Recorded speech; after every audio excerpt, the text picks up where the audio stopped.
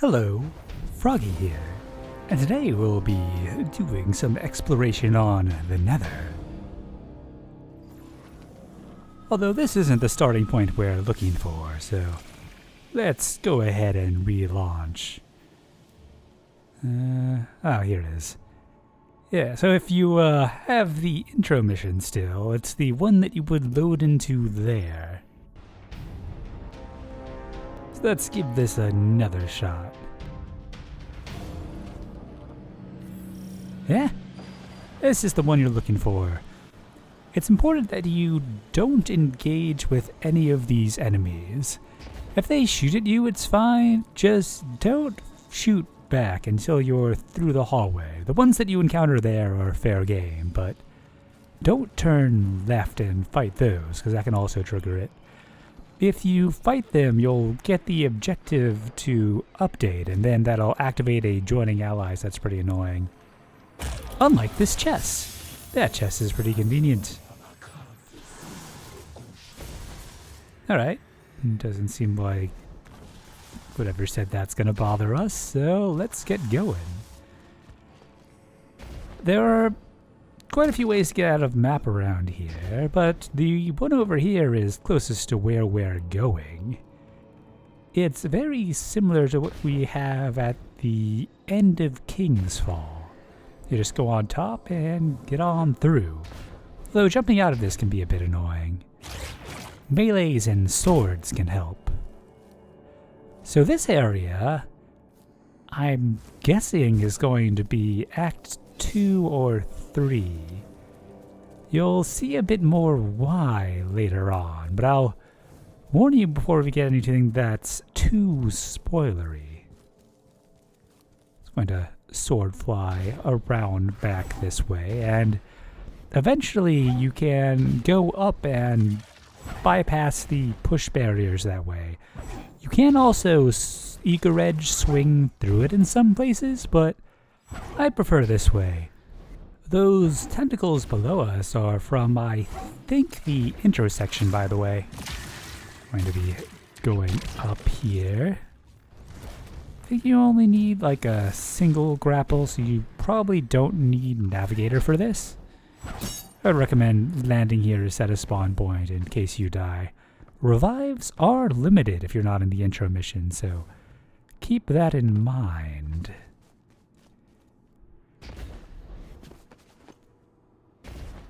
So we are now in the masked zone core of corruption, and we can actually get into there proper, but not on Titan, so let's do a little aside. On Hunter, getting to this point is pretty much identical, although Hunters have this thing where they're not very good at sword flying, so I would recommend bringing Navigator along.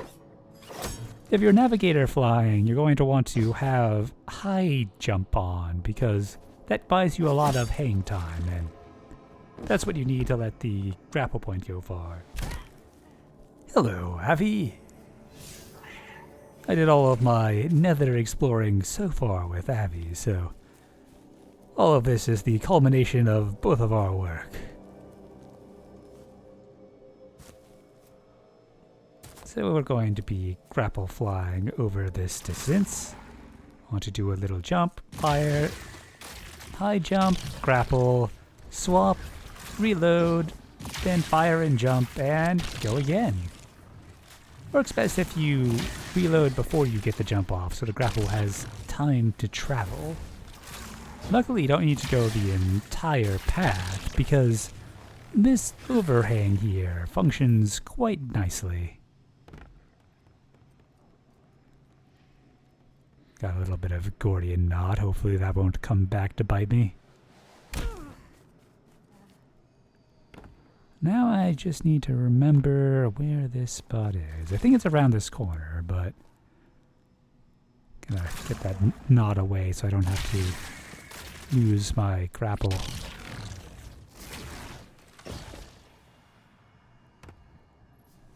And now I think it's a little bit above, maybe? Yeah. I think it's right up here. If I can just find a nice place to jump up. You can take your time because you need your super to charge anyways.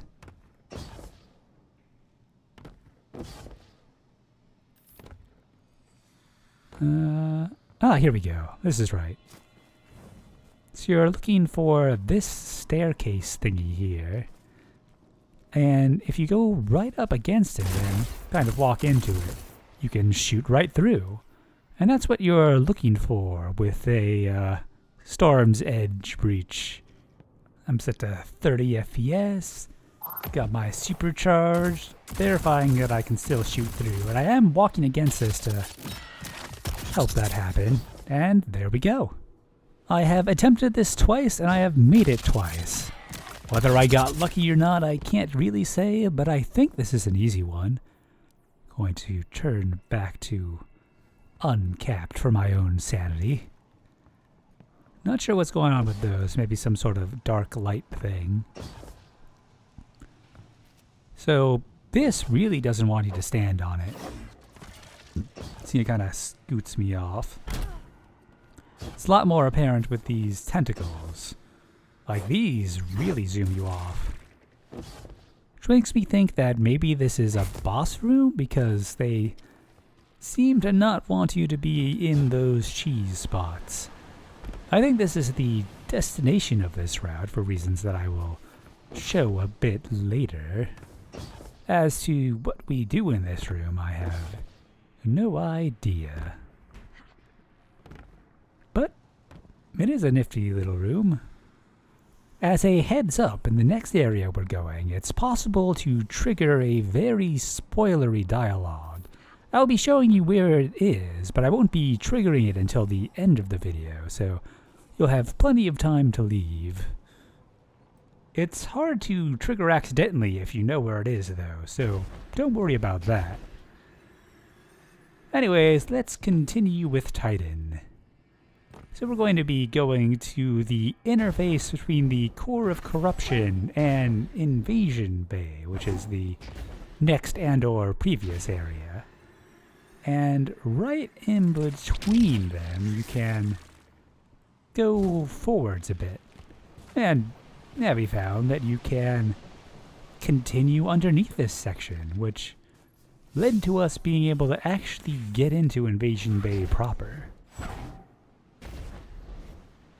So if we just continue on here, we can make a left into a very annoying area. This is full of walls that you can't see from this side, but there is a way around by going down, right, forwards, up, forwards, left, up. I've just done the down and right part. You can see the wall from this side. And now it's time for the up. I'm just jumping instead of grappling for fun. Got all these nice blobby things, might as well jump on them.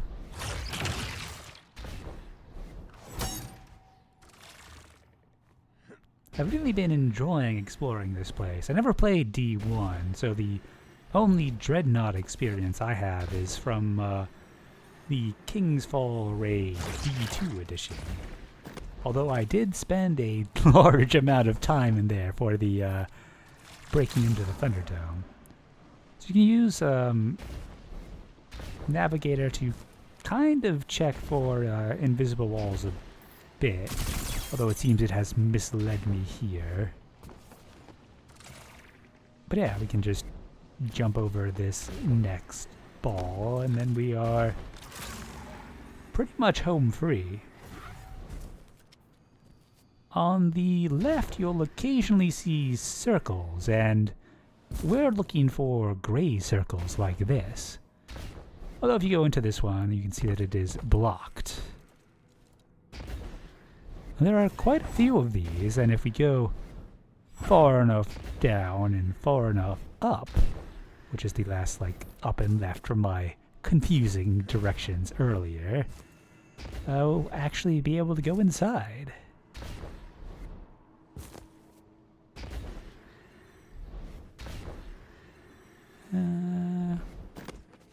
I'm sure there's more than one entrance. I think that one's a little bit too high to actually get into. So, I have no idea which one of these I used first. But as long as it gets in, oh, that one's kind of blocked. It doesn't, like, really matter which one you use. I think this one will work. Yeah. And we are in. So this area is fascinating. You've got these weird center structures, and on either side there are these kind of catacombs that you're going through. And heading back in this direction is where you would end up triggering the dialogue. Once again, I will not be triggering it just now. I will move that clip to the end, but if you approach that hole, you'll trigger the dialogue. You have to get fairly close to it though, so now you can go over here safely. Even go here. And here is where I will show you later, so I'm just going to jump ahead. Haven't figured out how to get those chests, by the way. I'm going to be taking a look at the route that I presume you take in this area, though it's very hard to be sure of anything. By the way, thanks to NAPainter who pointed this area out as an interesting area to try to get into. So I think you might start from up this tube. I am not convinced though, because this is not a great looking tube. There is a blight up at the top, and we went ahead and looked out of map, and it doesn't actually look like something you'd actually enter. So I'll just show you that real quick. So this is back where we first got out of map, and instead of going to the right, we're going to go to the left, and that diagonal shaft you see there is that shaft that I just grapple flew up. And for some reason one of the grapple points is still there. Maybe someday we'll figure out what exactly makes those eternal grapple points, but I'm not really sure so far. Let's see if we can climb up the side of this thing. And unfortunately it seems like my grapple favored the point inside of the tube, so let's give that another try. So from the outside here, you can see it doesn't really look like there's very much going on at the top. I was hoping that there might be a load trigger or otherwise something interesting, but unfortunately that doesn't really seem to be the case. So if we do use this drop shaft, I imagine we're probably going to get teleported into it, and then maybe some visual effect will hide how plain and rectangular it is. But yeah, nowhere to go, unfortunately.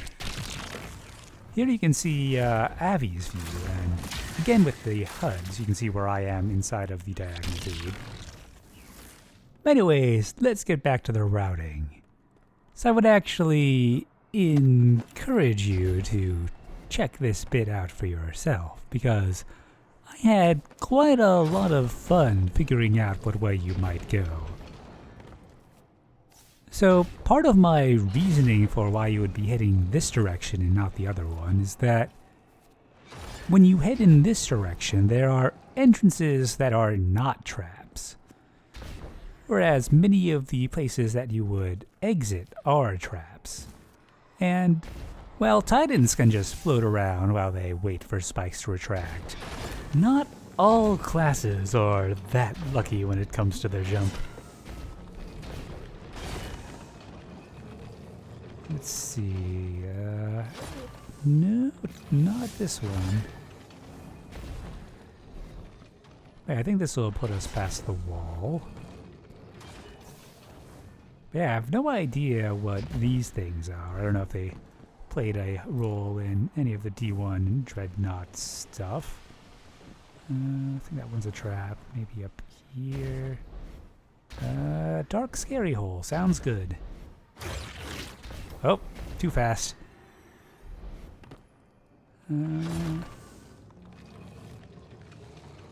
Is this? No, that doesn't feel like a jump they expect every subclass to make. I know. Yeah, there are limited lives here, so think twice before you jump. And also, if you get hit by one of those spiky things, you will be losing all of your health and dealing with the sounds of near death for quite some time.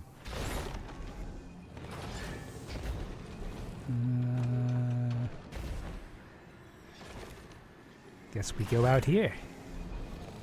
Oh yeah, we probably take those blights across.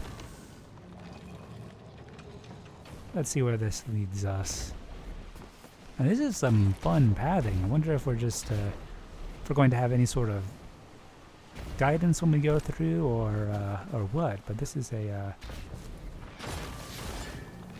very interesting set of directions to go. I suppose it's possible that there's an exotic mission tied into this at some point or another. Really cool area. And I could go ahead and feel real silly when someone points out that this is just what the Dreadnaught was like.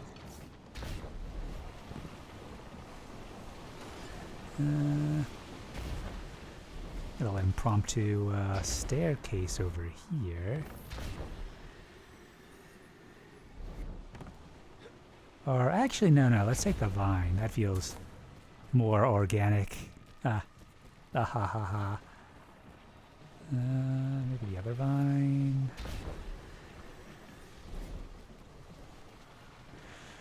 Still a bit steep. I mean, for some hole to jump into. Is that?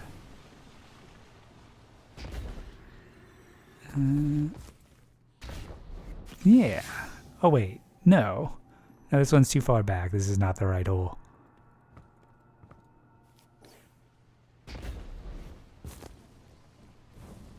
At least I don't think it is. So maybe...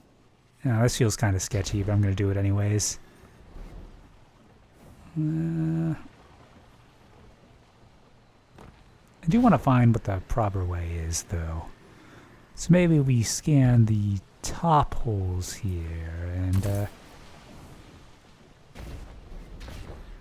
yeah, probably one of these.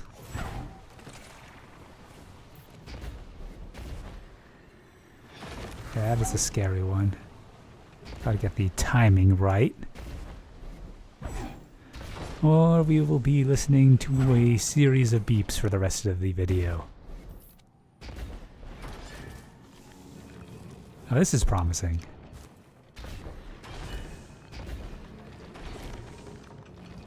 And down. Don't think it would force us to go in a scary hole. So, here we go. So, this... Wait, wasn't this the one I... Whatever. I guess I just missed this jump up. But yeah, it's confusing enough in the map. It was a while trying to get around out of map. And that leads us to the door we were on the other side of before on Hunter. Looks like both of these canisters are dark, not like the one light, one dark inside. Speaking of inside, of course, that is the area that I showed you earlier. And with that, we have come full circle. Now, I did mention that I would be playing that voice line at the end of this, so if you would prefer to encounter that in-game as you are intended to, I would recommend leaving the video now. If not, here you go.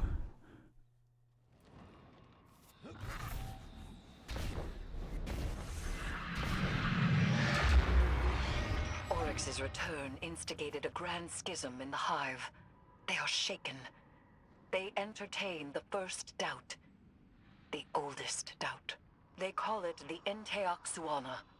The doubt that will destroy them. The doubt that will undermine their core philosophy. Whatever happens must be so. But what must be so is poison. Their king was slain, but his mantle went unassumed. Now he returns as a sword, wormless, resurrected, and without the strength of his brood. There is no greater heresy than this. His sisters know it. He knows it. And so in this, Oryx wishes to begin again. Well, I guess that's a thing.